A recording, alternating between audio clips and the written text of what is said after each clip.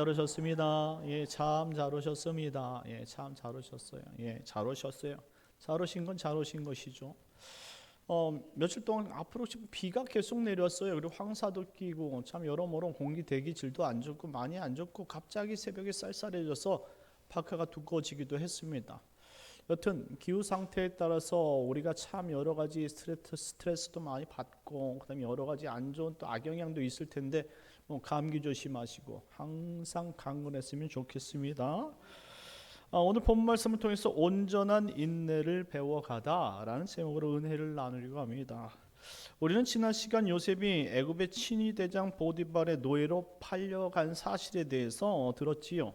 하지만 하나님께서 요셉과 함께하사 보디발이 요셉을 자신의 가정 총무로 선임하게 되고 결국 요셉을 경험치 못한 일들을 통해 이 겸손과 실력을 겸비하도록 만드신 그 모습을 조금 살펴보았어요.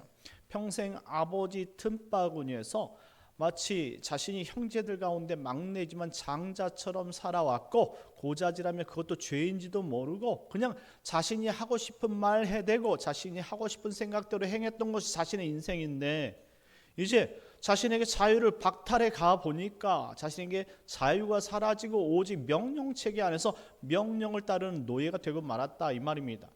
평생에 자유롭게 살다가 이제 자유를 빼앗기고 누군가의 그 부름과 심부름을 따라서 살아야 되는 그런 노예의 인생. 비로소 겸손이 무엇인지를 배운 거예요. 낮아짐이 무엇인지를 배웠다 이 말이면. 그러면서 느꼈겠죠. 형들이 나 때문에 많은 피해의식을 받았겠구나. 나 때문에 많이 힘들었겠구나 라는 사실도 깨닫게 되겠죠. 자신이 그 낮은 자리의 위치에 있어 보고 말도 안 되는 일들을 경험해 보니까 비로소 상대방이 얼만큼 힘들고 어려웠는지를 깨닫게 되었다 이 말이죠. 자, 결국 이 요셉이 점점 자신이 낮은 자리에서 겸손을 배우고 그리고 실력을 겸비하면서 성장해 가고 있었습니다. 6절 말씀인데 소급해서 6절 말씀 한 구절 읽도록 하겠습니다. 시작. 주인이 그의 소유를 다 요셉의 손에 위탁하고 자기가 먹는 음식 외에는 간섭하지 아니하였더라. 요셉은 용모가 빼어나고 아름다웠더라. 아멘. 주인이 그의 소유를 다 맡길 정도로 그가 많이 그의 삶 가운데 다 내려놓고 하나님께서 주신 그 지혜와 그 은혜와 분별력을 통해서 변화되고 있음을 보여주고 있지요. 인정받기 시작했습니다. 한마디로 그냥 아버지가 시키는 것을 따라하던 그 어린아이가 이제 자기 스스로 무엇인가 주도적으로 자기가 관리하고 자신이 앞장서서 무엇을 해나가는 것을 처음 했지만 지혜롭고 분별력 있게 잘하기 시작했어요. 왜냐하면 2절 말씀에 보니까 그가 형통하는 자가 되었다라고 말하고 있기 때문입니다. 형통한 자가 되었다라는 것이 문법적으로 사역형 분사로 기억이 돼 있다고 말했죠. 진행형이에요. 한마디로 지금은 그것이 형통함인지 알지 못하지만 결국 형통케 되는 목적까지 이루어 가고 있다라는 표현입니다. 하나님이 함께 하시니까 지금 그가 아무것도 아니지만 과연 미래에 무엇이 될지 하나님은 알고 계셨다라는 것이죠. 한마디로 하나님은 우리를 택하실 때 우리의 미래의 그림도 그려놓으신다는 사실을 믿으시기 바랍니다. 근데 이것을 무당은 못 맞춰. 오직 하나님만이 아실 수 있는 것이죠. 하나님의 붙들린 인생은 무당 위에 있는 것이죠. 무당집에 점집에 가면 당신은 하나님 믿는 사람이기 때문에 여기 오면 안 돼 라고 듣는 것이죠. 하나님은 우리 미래를 아무도 모르는 하나님만이 알고 있는 미래를 그려 놓으신다는 사실, 그것이 어떻게 우리를 만들어 갈까요? 그러니 그 만들어가기 위해서는 하나님 앞에 형통한 자가 되어야 된다는 말씀이에요. 그것은 하나님 앞에 붙들린 인생이 되어야 된다 이 말씀이에요. 믿음으로 사는 사람들이 형통한 인생이 되어서 결국 하나님께서 조각하는 그 그림과 그의 형상으로 만들어져 간다는 사실을 보여주고 있습니다. 여러분들 아직 그 목적지에 도달하지 않았잖아요. 여러분의 마지막 인생의 끝은 어떻게 만들어질지 오직 하나님만 아신다는 사실을 꼭 기억하시기 바랍니다. 하나님은 여러분의 인생을 그려놓은 거예요. 지금 여러분 순종하면서 나아가기만 하면 되는 거예요. 그 선정이 여러분들을 아름답게 만든다는 사실을 꼭 기억하셔야 됩니다. 우리가 읽은 6절 말씀에 보니까 끝에 이렇게 기록하고 있습니다. 요셉은 용모가 빼어나고 아름다웠더라 라고 말합니다. 자, 요셉은 용모가 빼어나고 아름다웠다. 그의 외모를 이야기하는 것은 그가 육체적으로 성장했다라는 사실을 보여주고 있는 거예요.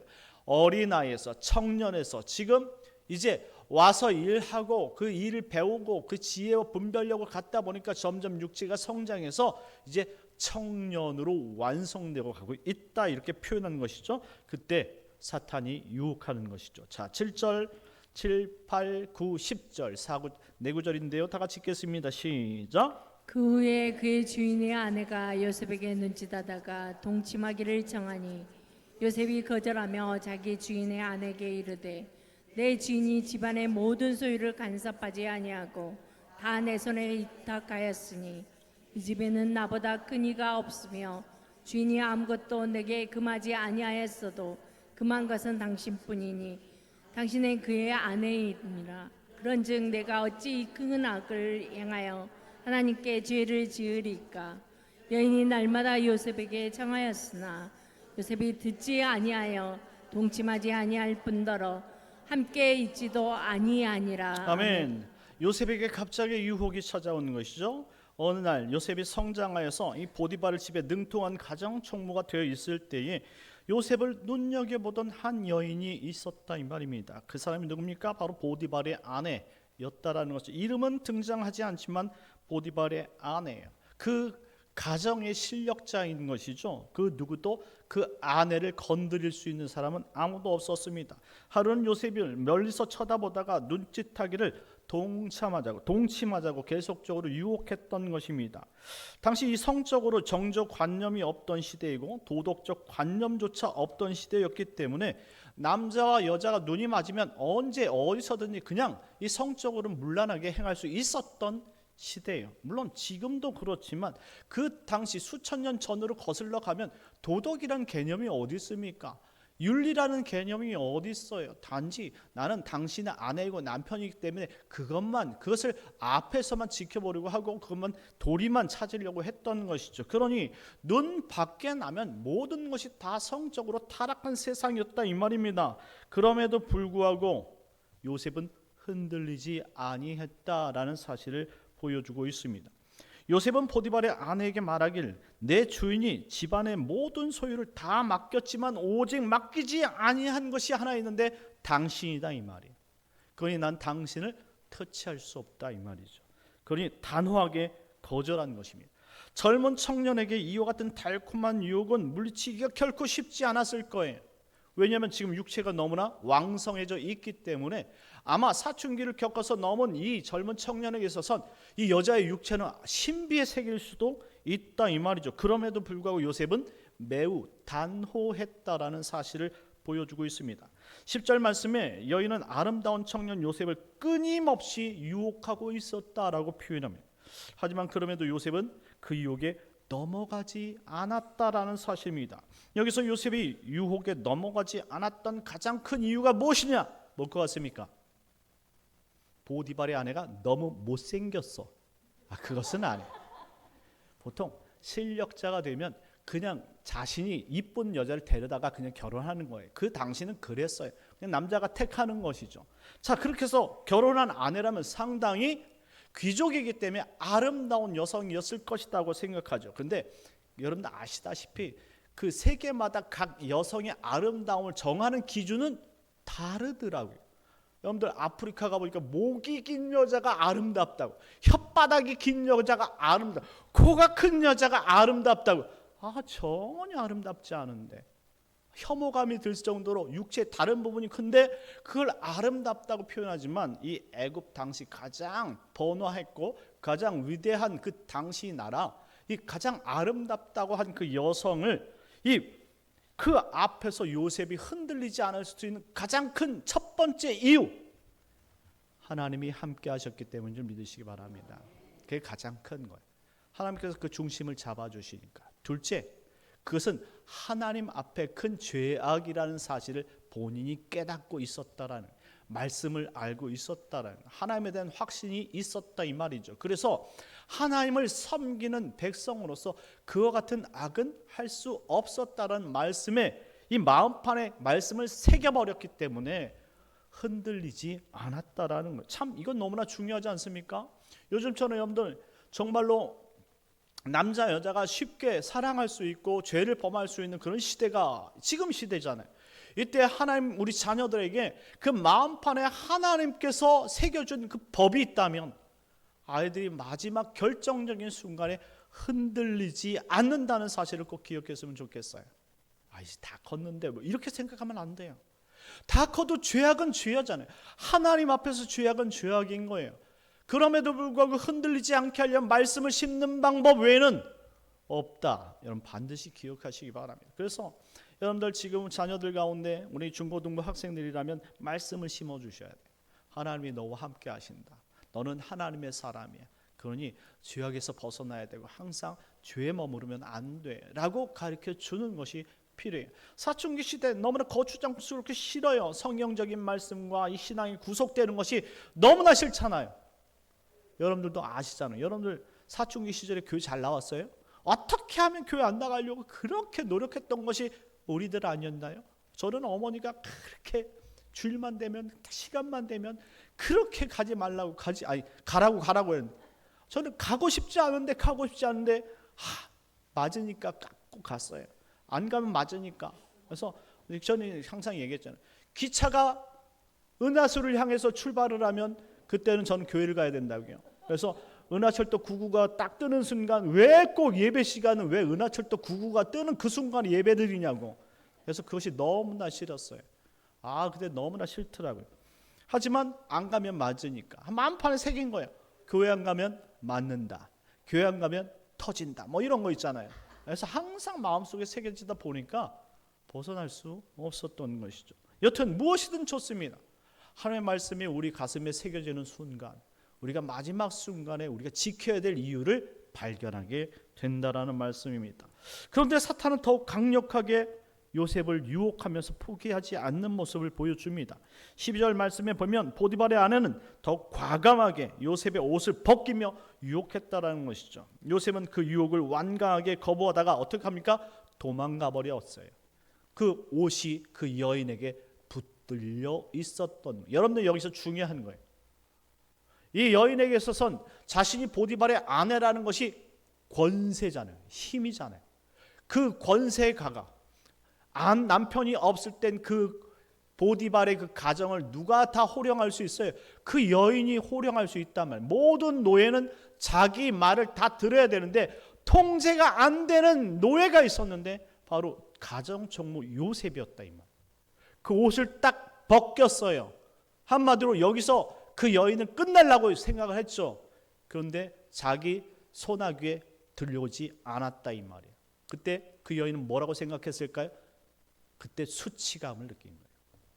그때 수치심을 느꼈다 이 말이에요. 그때부터 내가 이 정도 보였으면 너도 어느 정도 해야지 네가 노예인 주제에 그때부터 소리를 고래고래 지르기 시작한 것이죠. 이 노예가 나를 겁탈하려고 했다. 증거가 여기 있다. 이런 것이죠. 완전히 놀라운 대반전이 일어났던 것입니다. 14절 15절 말씀 다 같이 읽겠습니다. 14절 15절 시작. 그 여인의 집 사람들을 불러서 그들에게 이르되 보라 주인이 이브리 사람을 우리에게 데려다가 우리를 일용하게 하는도다. 그가 나와 동침하고자 내게로 들어오므로 내가 크게 소리 질렀더니 그가 나의 소리 질러 부름을 듣고 그의 옷을 내게 버려두고 도망하여 나갔느니라 하고. 아멘. 결국 어떻게 됐습니까? 요셉은 이 수치심을 느낀 그 보디발의 아내의 고발로 인해서 결국 거짓 고발이죠. 그래서 강간미수죄로 옥에 갇히게 됩니다. 자, 우리는 여기서 한 가지를 생각해 볼 필요가 있어요. 하나님의 말씀을 지키려고 그의 정조관념을 사용한 것이잖아요. 큰 죄악을 범죄하지 않으려고 그리고 자기의 몸을 지키기 위해서 자신은 하나님의 뜻대로 했는데 돌아오는 건 뭡니까? 감옥에 가는 것이다 이 말이에요. 하나님의 말씀대로 살았는데 결국 나에게 돌아오는 것은 어떤 큰 기쁨과 혜택이 아니라 돌아온 것은 감옥에 가서 죄수가 되는 거였다 이 말입니다. 허무한 것이죠. 한마디로 여러분들 이런 생각을 할 수가 있어요. 하나님 앞에 최선을 다했는데 왜 하나님은 내가 하는 것에 이렇게 응답을 해주시지 않아요? 하나님께 최선의 것을 드렸는데 왜 우리는 항상 이렇게 힘든 것이지? 이렇게 생각할 수 있어요. 여러분 각 가정마다 여러분들 보시면 알 수 있어요. 어떤 사람들은 그냥 별로 하나님 앞에 관심도 없는 것 같은데 하나님께서 막 물질을 쏟아부어 주시는 것 같고 자녀들이 잘 되는 것 같아. 그런데 우리는 하나님 앞에 관심을 가지고 어떻게 해서든지 하나님 앞에 모든 것을 드리고 모든 것들을 하나님 뜻대로 살려고 노력하는데 결과가 우리는 항상 재물이 쪼들리고 안 되는 것 같아. 항상 하나님 앞에 어떤 좌절감을 갖고 하나님께서 어떤 우리에게 패배감을 안겨주는 그런 느낌이 있을 수 있다 이 말이죠. 오늘 요셉의 입장이 똑같은 거예요. 자신은 하나님의 말씀을 지키려고 했는데 왜 지킨 대가 그 보상이 자유를 얻게 한 자유인이 아니라 왜 감옥으로 가는 노예이고 죄수가 되어야 되니 이 말입니다. 하나님은 살아계신 건 맞냐? 라고 따져 물을 수 있는 것 아닙니까? 우린 여기서 하나를 배워야 되는 거예요. 오늘 본문이 뭡니까? 오늘 본문의 주제 제목이 뭐예요? 온전한 인내를 이루라 이 말입니다. 하나님께서 분명히 원하시는 뜻대로 살았는데 결국 나에게 돌아오는 것은 참담함이고 비참함이더라 이 말입니다. 하나님 어떻게 나에게 이렇게 해주실 수 있어요? 내 인생 자유도 빼앗고 내 인생 유혹을 이겨서 말씀대로 살려고 했더니 나를 더 처참하게 아주 참담하게 노예에서 죄수로 만들 수가 있습니까? 이렇게 한탄할 수 있다 이 말이죠. 하나님의 말씀을 지켰기 때문에 전화위복되는 인생이 아니라 더욱 좋지 않은 상황에 치닫고 감옥에 가게 된 것입니다.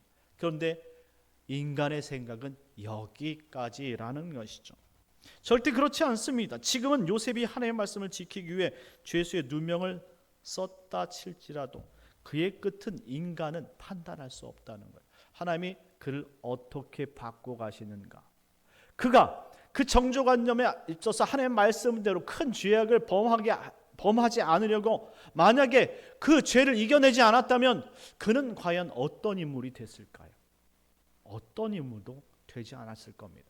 근데 그 죄악을 이겨내니까 결국 그가 마지막에 총리 대신으로 올라가는 발판을 얻게 되는데 그 발판이 바로 왕들의 죄수가 가는 감옥이었다라는 거예요.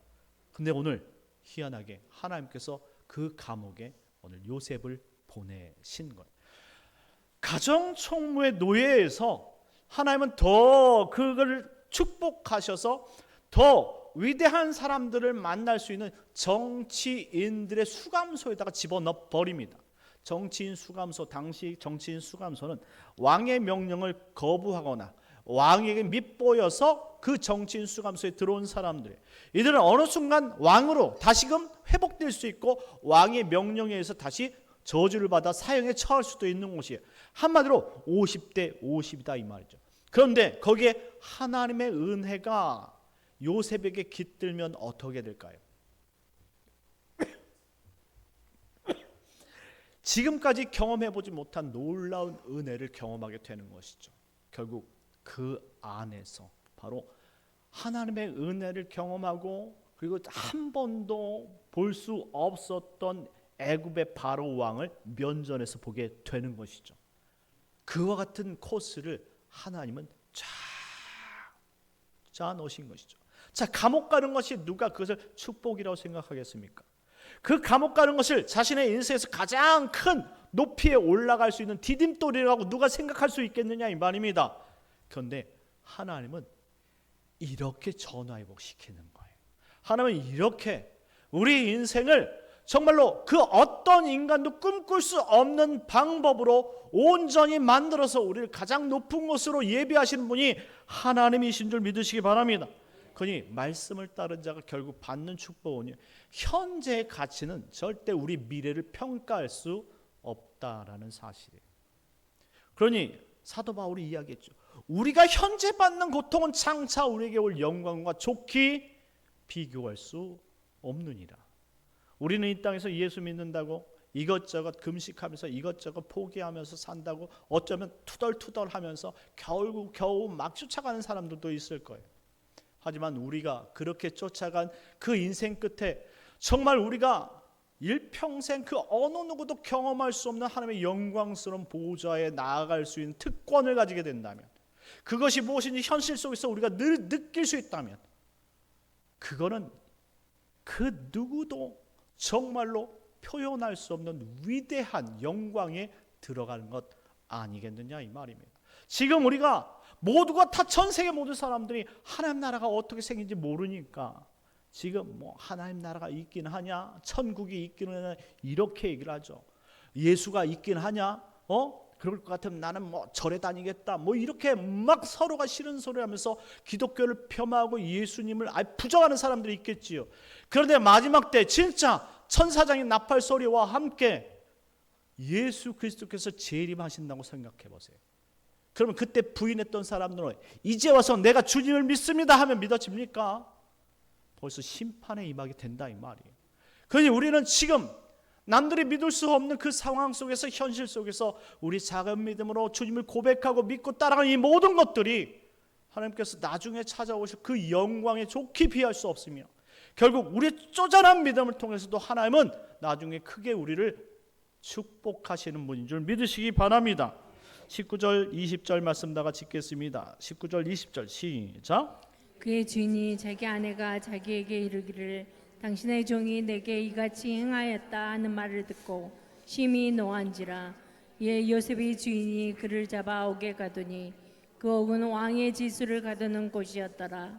요셉이 옥에 갇혔으나 아멘. 왕의 죄수를 가두는 것, 말씀을 드렸죠. 하나님께서 요셉을 더 높은 곳으로 이끌어 성장하기 위해 계획하신 핵심적인 단어, 왕의 죄수.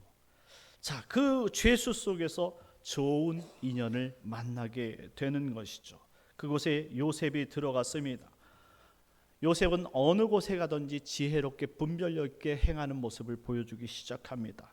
21절에서 23절까지 말씀입니다. 21절에서 23절 시작. 여호와께서 요셉과 함께 하시고 그에게 인자를 더하사 간수장에게 은혜를 받게 하심에 간수장의 옥중 제수를 다 요셉의 손에 맡김으로 그 제반 사물을 요셉이 처리하고 간수장은 그의 손에 맡긴 것을 무엇이든지 살펴보지 아니하였으니 이는 여호와께서 요셉과 함께 하심이라. 여호와께서 그를 범사에 형통하게 하셨더라. 아멘. 아멘.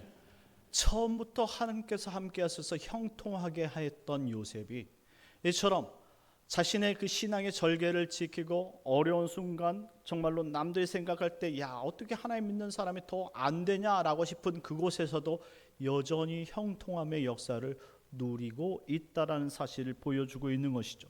그러니 하나님을 믿고 살아가는 사람들은 자신이 어느 곳에 있든지 하나님께서 형통의 길로 인도해 주신다는 사실을 믿으셔야 합니다.